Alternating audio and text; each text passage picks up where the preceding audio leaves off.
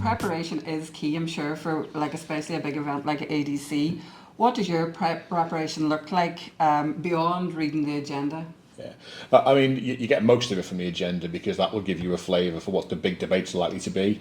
You tend to know based on a particular topic. If, for example, if you have 10 motions on one particular issue, the likelihood is that that's going to be a large and lengthy debate with a lot of people wanting to come in on it.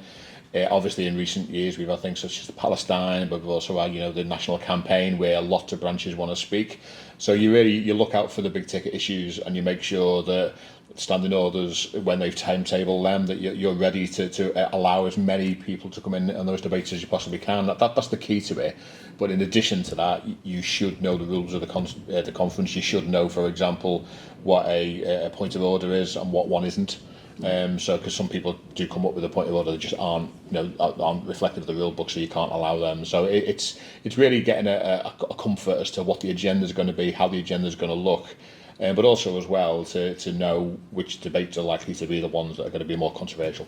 And then talking about debate as well, and all of these things happening, time management is absolutely key to the whole of conference. What are your techniques for ensuring that it runs on time? Or having to speed something up without cutting people off? What would your advice around that be? I mean, one advantage that we have in our union is that it's the Standing Orders Committee who do the timing and timetabling of conference. So in that respect, the chair's role is fairly straightforward. The role as the chair is to make sure that people don't go over the red light. So they'll get either 5 or 3 minutes to speak. They shouldn't go over that. They should stick to that time. You make sure that people do. You bring the end of the say equal numbers from both sides of the debate. If it's obvious that it's not a controversial issue and everyone is supporting it, and you had 12 hands up, you wouldn't bring all 12 hands in. You would bring only a certain number in. So it's really just trying to gauge the mood of the conference.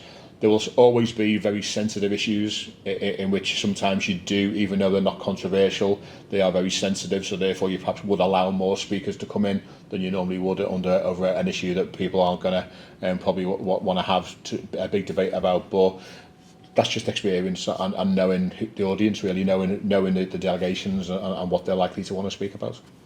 And obviously there's a top table there. You've got a big team alongside you during ADC. So how do you effectively use that team? And we always wonder, what are the quiet conversations going on? We see he's whispering all the time. Yeah. What's happening there? Yeah, as the chair, I mean, the first thing that you do tend to get a feel for how conference is going. So, for example, if somebody passes a note up with a query, then obviously my job is to chair the conference, so I don't leave that seat. So I may need to speak to somebody else about passing on that query to make sure that they go and get that dealt with. Or if you notice that a debate is either going to overrun and you're close to what we call the guillotine, which means the section is about to finish, that means you run over time.